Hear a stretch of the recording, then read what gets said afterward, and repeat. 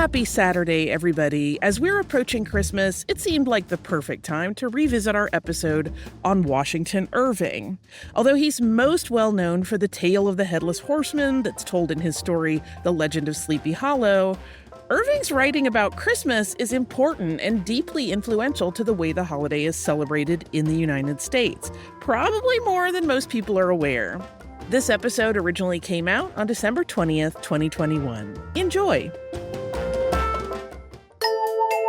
Welcome to Stuff You Missed in History Class, a production of iHeartRadio.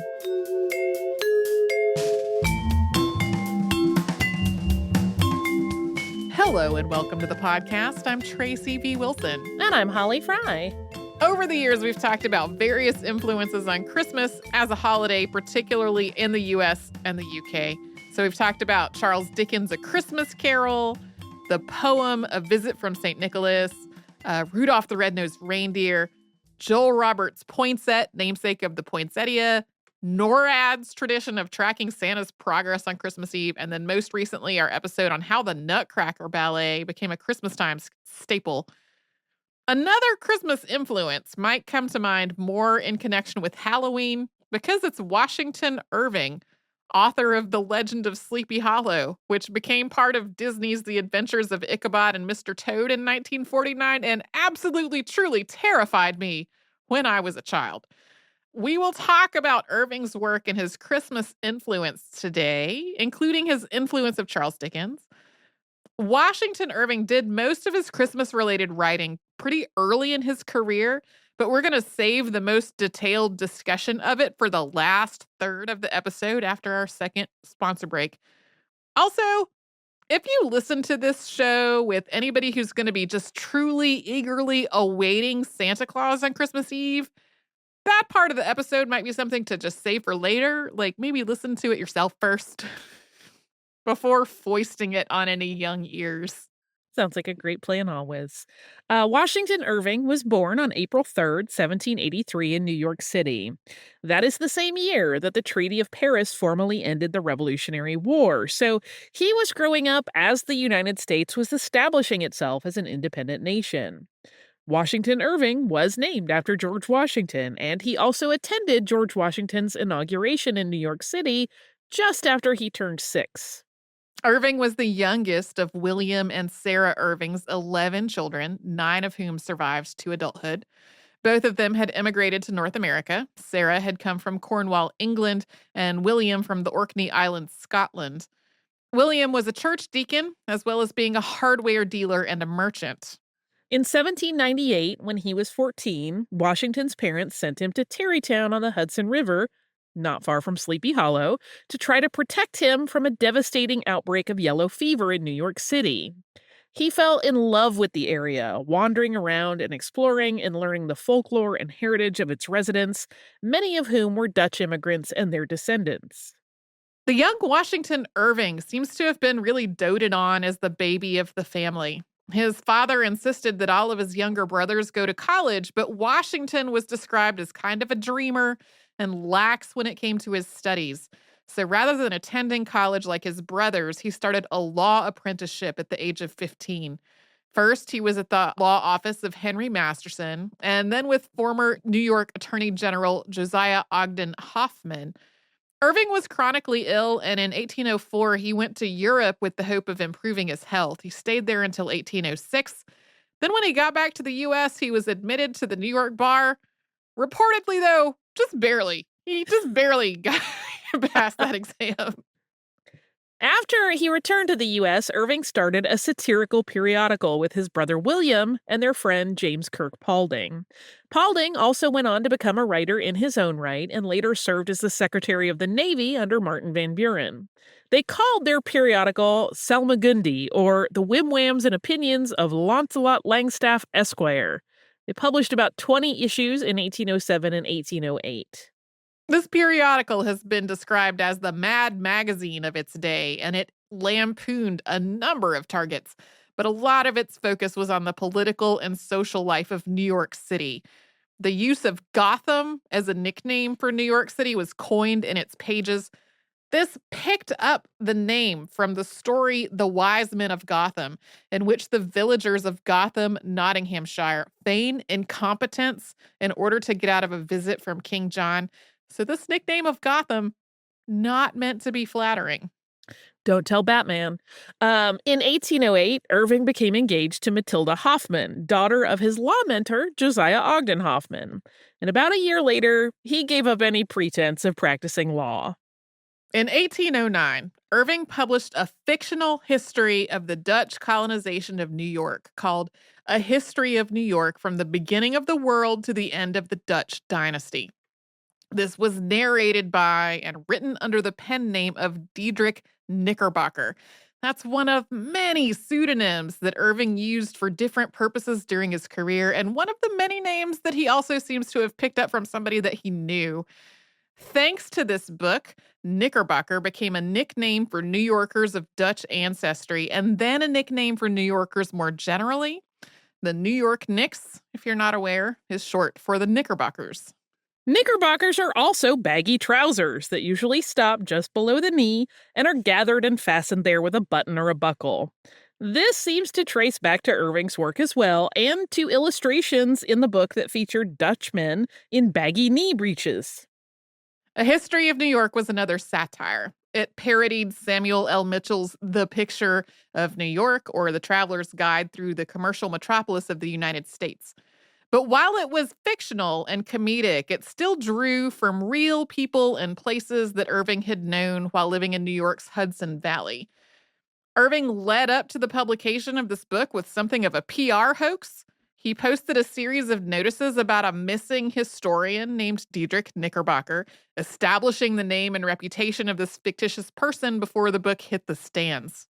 The same year that A History of New York was published, Irving's fiancée Matilda died of tuberculosis. That happened on April 26, 1809. And she really seems to have been the love of his life, and Irving's writing about her is full of loss. He later wrote in his journal, quote, "She died in the flower of her youth and of mine, but she has lived for me ever since in all womankind. I see her in their eyes, and it is the remembrance of her that has given a tender interest in my eyes to everything that bears the name of woman." At another point, he wrote, quote, "For years I could not talk on the subject of this hopeless regret. I could not even mention her name, but her image was continually before me, and I dreamt of her incessantly." It doesn't seem like Irving wrote a lot over the next few years. He moved to Washington, D.C. in 1811 to work as a lobbyist, protecting the interests of his family's merchant business. During the War of 1812, after Britain invaded Washington, D.C. and set fire to the Capitol and the White House and other major buildings, Irving enlisted in the Army. He served as an aide-de-camp to Governor Daniel Tompkins until the war ended in February of 1815. After the war was over, Irving went back to Europe. His family had an import-export business called P&E Irving. The war had been really hard on most of these types of businesses, but Irving's brothers had also made a series of missteps in their efforts to recover after the war was over. Irving went to London to try to help them save the business, something he really felt was just hopeless from the start. In the end, he was right. The business could not be saved, and bankruptcy proceedings started in 1818. Washington Irving had been something of a silent partner in this business. He had been earning an income from it without being expected to really do any work. But this bankruptcy meant that income was gone. Poet and novelist Sir Walter Scott, who had become one of Irving's friends and colleagues, encouraged him to try to make a living as a writer. And we will talk more about that after a sponsor break.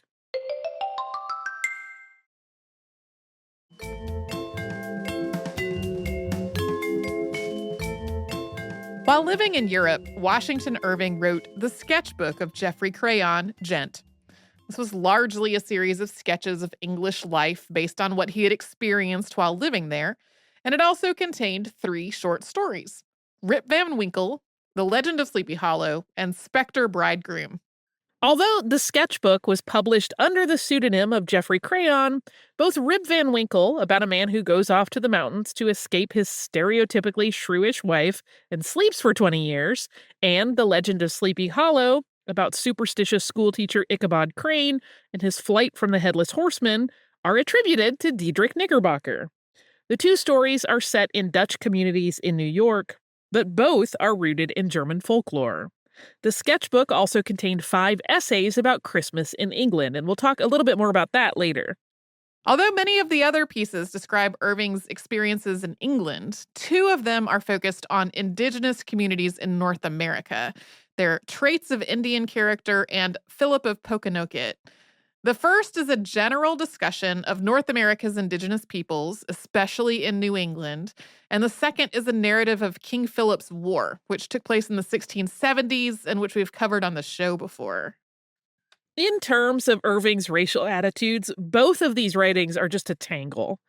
Traits of Indian Character, for example, starts off by saying that, quote, "It has been the lot of the unfortunate aborigines of America in the early periods of colonization to be doubly wronged by the white men. They have been dispossessed of their hereditary possessions by mercenary and frequently wanton warfare, and their characters have been traduced by bigoted and interested writers. The colonists often treated them like beasts of the forest, and the author has endeavored to justify him in his outrages. The former found it easier to exterminate than to civilize, the latter to vilify than to discriminate. The appellations of savage and pagan were deemed sufficient to sanction the hostilities of both, and thus the poor wanderers of the forest were persecuted and defamed not because they were guilty, but because they were ignorant." Irving's criticisms of Europeans' treatment of indigenous people in North America, particularly during the colonial period, are very pointed and often perceptive and astute. But then threaded through that are racist language and stereotypes, both reflecting the language that was commonly used at the time and reflecting Irving's own paternalistic attitudes. Sometimes it is almost whiplash-inducing to read, like I was trying to find a quote to read as an example, and I was like, man, I just don't even want to repeat this insulting part on the show for the sake of illustration.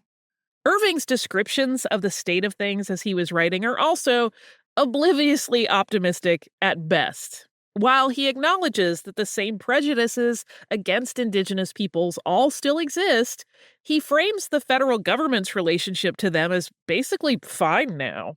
Here's a quote. "American government, too, has wisely and humanely exerted itself to inculcate a friendly and forbearing spirit towards them and to protect them from fraud and injustice." That's whiplashy in and of itself. Yeah.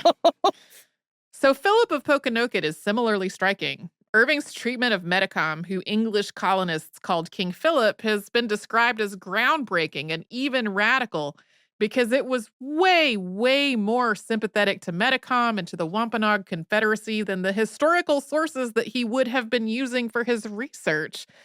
His approach was probably influenced by the idea of the noble savage, which had come to prominence among Europeans in the 18th century and beyond, but his treatment of Metacom seems to really go beyond that and into a more nuanced view of the war than would really be expected, with a lot more empathy toward the Wampanoag and more acknowledgement of all the context that was involved. And we should also take a moment here to say that Irving's writing related to people of African descent is similarly tangled. When Irving was growing up, New York City was at the heart of the largest slaveholding region of the North, and it had an established community of free Black people as well. The Dutch communities that Irving was so fond of in the Hudson Valley were also home to both enslaved and free Black people, who were known as the Black Dutch, which is one of several meanings that term has carried. Irving clearly thought their folklore and traditions were as worthy of documentation as those of white people, and he wrote about holidays like Pinkster, which was celebrated by the Black community and grew out of Dutch celebrations surrounding Pentecost. But at the same time, Irving wrote about Black people in a negatively stereotyped and sometimes even fetishizing way. Irving had essays from the sketchbook printed in the US at about the same time as the whole collection was coming out in the UK to try to protect himself and his profits from plagiarists. Its contents were printed on both sides of the Atlantic between 1819 and 1823. Was generally well received, especially the short stories, with later critics describing Irving as the first American short story writer. It also sold well enough that he was able to support himself. In 1822, Irving was paid 1,000 guineas to write a sequel, Bracebridge Hall or The Humorists, a medley, also under the Geoffrey Crayon pseudonym. Then, Tales of a Traveler followed in 1824. Tales of a Traveler contains another story attributed to Knickerbocker, and that is The Devil and Tom Walker. Critics mostly panned Tales of a Traveler, and Irving seems to have stopped writing for a while. He remained in Europe, though, and Alexander Hill Everett, the U.S. minister to Spain, invited him to Madrid. Spain had just released archival documents on its colonization of the Americas, and Everett wanted Irving to translate them for American use. Irving may have started out following that instruction, but soon he was using these documents not to translate them, but to do research on his own work. The result was A History of the Life and Voyages of Christopher Columbus, which was published in 1828. This was a fictionalized biography of Columbus, sometimes described as a romantic biography. This work is extremely favorable in its embellished treatment of Columbus, making him almost a mythic figure. The book also put forth the fiction that one of the reasons for Columbus's 1492 voyage was to prove that the world was not flat, an idea that has persisted until today, even though people around the world have known the planet was roughly spherical for literally thousands of years. Other work related to Spain followed the Columbus biography, including a chronicle of the conquest of Granada from the manuscripts of Fray Antonio Agapita, that being yet another pseudonym. This work is described as having a, quote, comically biased narrator. Irving had to leave Spain in 1829 after he was appointed secretary to the American legation in London. He worked at the American Embassy in London until 1832 and then finally returned to the United States. Irving had become famous while he was away, and he returned to find that New York City had grown tremendously in his absence. In the fall of 1832, Irving joined Henry Leavitt Ellsworth on an expedition to what's now Missouri, Oklahoma, and Arkansas. President Andrew Jackson had tasked Ellsworth with inspecting land that was going to be used for the forced relocation of indigenous peoples under the Indian Removal Act of 1830. This relocation later became known as the Trail of Tears, and it forced tens of thousands of indigenous people to leave their homes and move west, including citizens of the Choctaw, Chickasaw, Seminole, Creek, and Cherokee nations, among others. Irving was invited to accompany this expedition, and he saw it as, quote, an opportunity of seeing the remnants of those great Indian tribes, which are now about to disappear as independent nations, or to be amalgamated under some new form of government. While on this expedition, Irving visited Sauk leader Black Hawk, who at the time was imprisoned for his role in the Black Hawk War, which had taken place earlier in 1832. In a letter to a sister, Irving said of this meeting, quote, I find it extremely difficult, even when so near the seat of action, to get at the right story of these feuds between the white and the red man, and my sympathies go strongly with the latter. At the same time, though, Irving does not seem particularly critical of Jackson's removal policy. And that was something that directly led to the deaths of thousands of people, the loss of ancestral homelands, and the total upheaval of families and social structures. Irving wrote several books drawn from this experience, including Tour on the Prairies, which came out in 1835, Enterprise Beyond the Rocky Mountains in 1836, and Adventures in the Far West in 1837. As these books were published, Irving was living at Sunnyside, which was a farm not far from Tarrytown that he bought in 1835. And he probably would have been content to live out the rest of his days there. But in 1842, President John Tyler appointed Irving as minister to Spain. He had been recommended by Daniel Webster, then Secretary of State, who was a fan of Irving's writing and also knew of his earlier time and experiences in Spain. This is a precarious time for Spain and for the United States' relations with it. Queen Isabella II was only 12, and there were multiple factions wrestling for control of the Spanish government. Meanwhile, the United States was in the process of annexing Texas, which would ultimately lead it to war with Mexico, and that was something that the United States really wanted Spain to stay out of, meaning they wanted Irving to make sure that Spain just stayed put. Unsurprisingly, Washington Irving found this position extremely stressful. and it aggravated various chronic health conditions.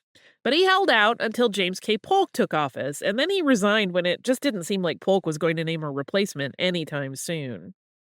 Irving was back at home in Sunnyside in 1846.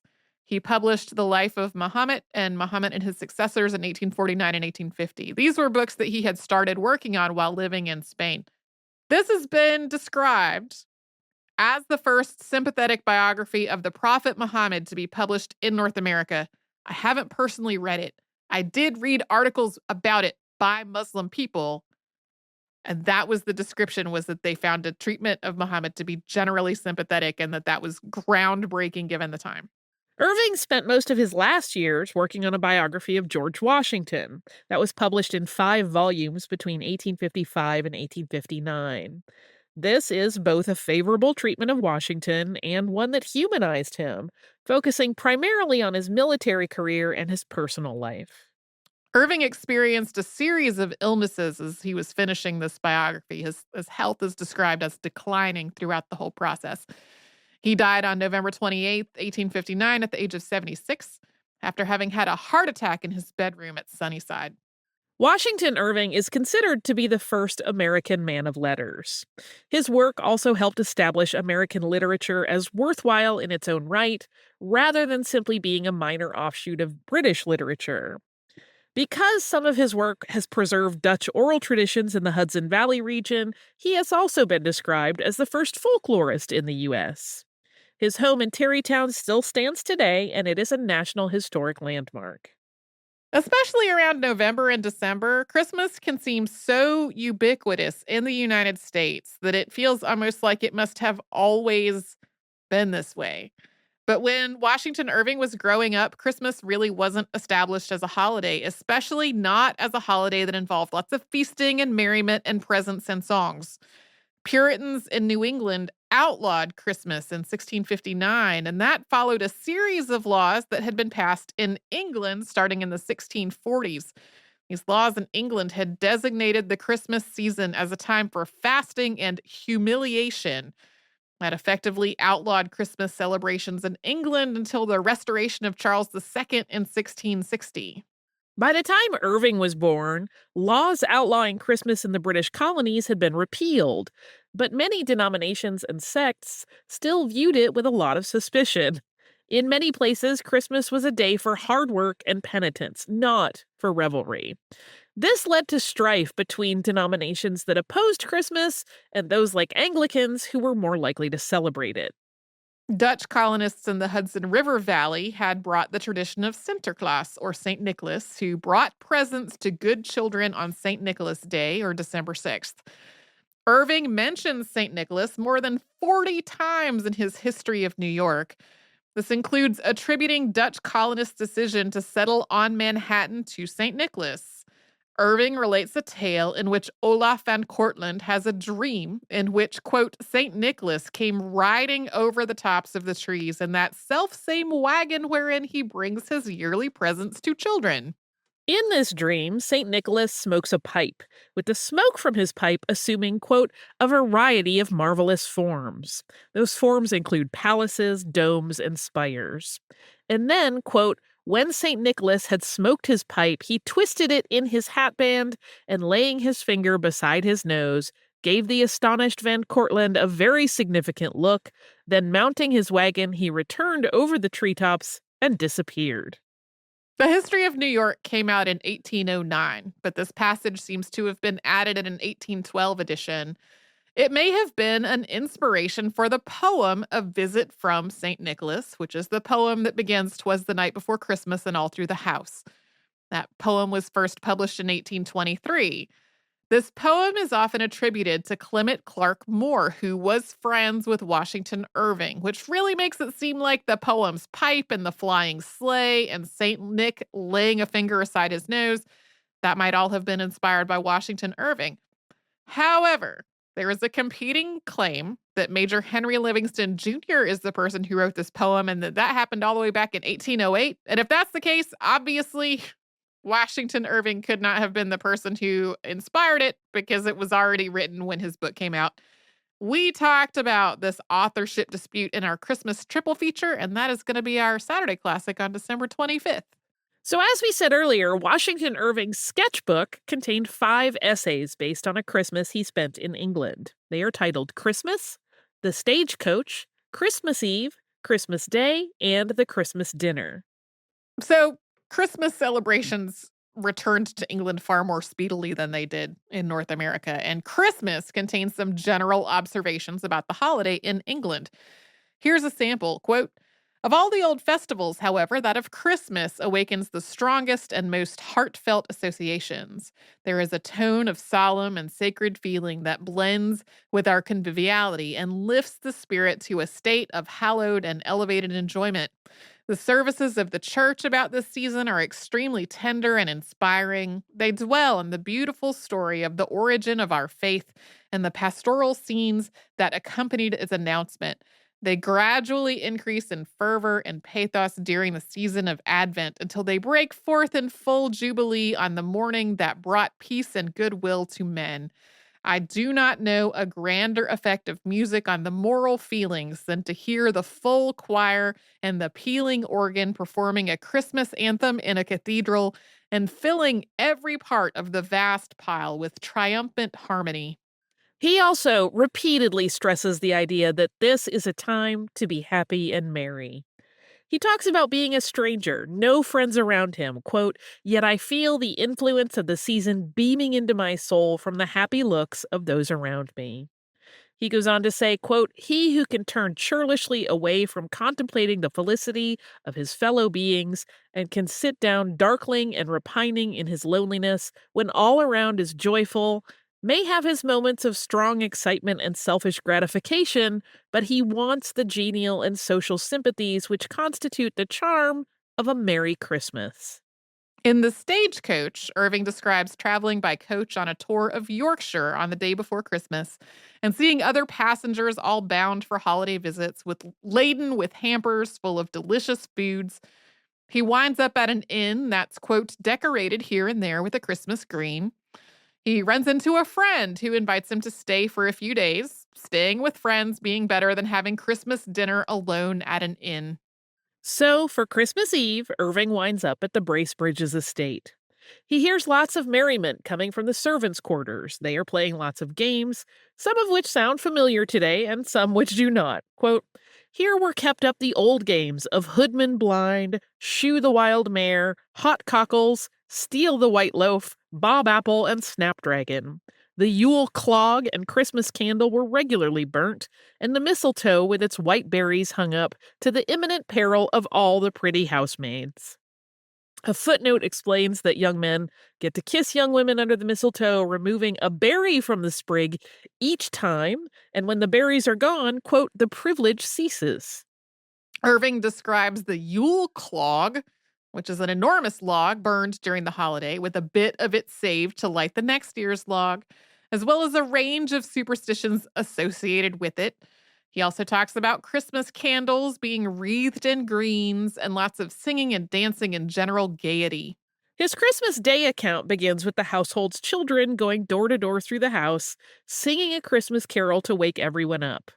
Then there are family prayers, followed by another carol, and then a church service later in the day, and distribution of beef, bread, and ale to the poor. On arrival at the church, Irving writes, quote, "On reaching the church porch, we found the parson rebuking the gray-headed sexton for having used mistletoe among the greens with which the church was decorated. It was, he observed, an unholy plant, profaned by having been used by the Druids in their mystic ceremonies, and though it might be innocently employed in the festive ornamenting of halls and kitchens, yet it had been deemed by the fathers of the church as unhallowed and totally unfit for sacred purposes."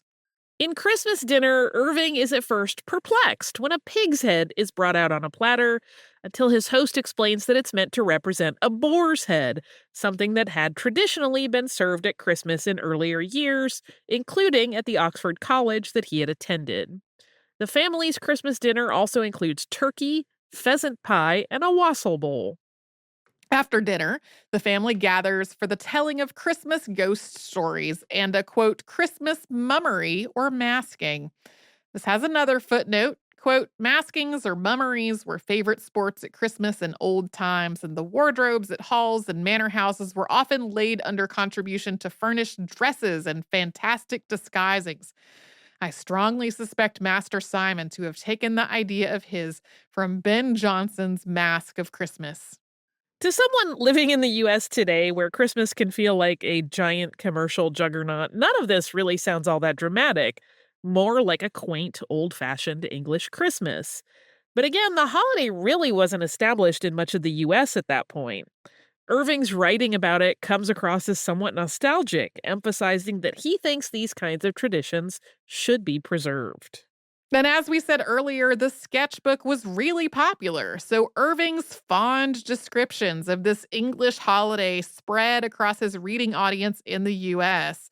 And it also had an impact on another writer whose work has been credited with influencing the way Christmas is thought about and celebrated, and that is Charles Dickens. Charles Dickens was kind of a Washington Irving superfan. The sketchbook was published when he was about 8, and he read it over and over. It is likely that Dickens named his own Sketches by Boz after Irving's sketchbook, and the sketchbook influenced Dickens's 1835 A Christmas Dinner, as well as Christmas scenes in Pickwick Papers in 1836. Irving wrote to Dickens in 1841, complimenting him on his work, and Dickens' reply is effusive. Here is a sample, quote, I have been so accustomed to associate you with my pleasantest and happiest thoughts, and with my leisure hours, that I rush at once into full confidence with you, and fall, as it were naturally, and by the very laws of gravity, into your open arms. Questions come thronging to my pen as to the lips of people who meet after long hoping to do so. I don't know what to say first or what to leave unsaid, and am constantly disposed to break off and tell you again how glad I am this moment has arrived. I don't know if Charles Dickens meant this to sound a little suggestive. It's very romantic. It is extremely romantic. Irving and Dickens exchanged flattering letters back and forth until meeting during Dickens's tour of the U.S. in 1842. In 1843, Dickens published A Christmas Carol, again influenced by Irving, and whose influence on Christmas time we have previously discussed on the show. Their friendship might not have lasted beyond that tour, though. If they corresponded after Irving left for that appointment as minister to Spain, those letters have not survived. And there's also a second-hand report that Irving had found Dickens to be, quote, outrageously vulgar. Regardless, Christmas became more of an established and public holiday in the U.S. over the course of the 19th century, and it became a federal holiday in the U.S. on June 26, 1870. And that's a bit about Washington Irving. And his influence on the Christmas season. On the season of holiday cheer and greenery. And I feel like he would have an aneurysm if he walked into like a big box store and saw like the assault of Christmas everything, which I'm not complaining about, by the way, but to him it would feel that way 100%. I bet so.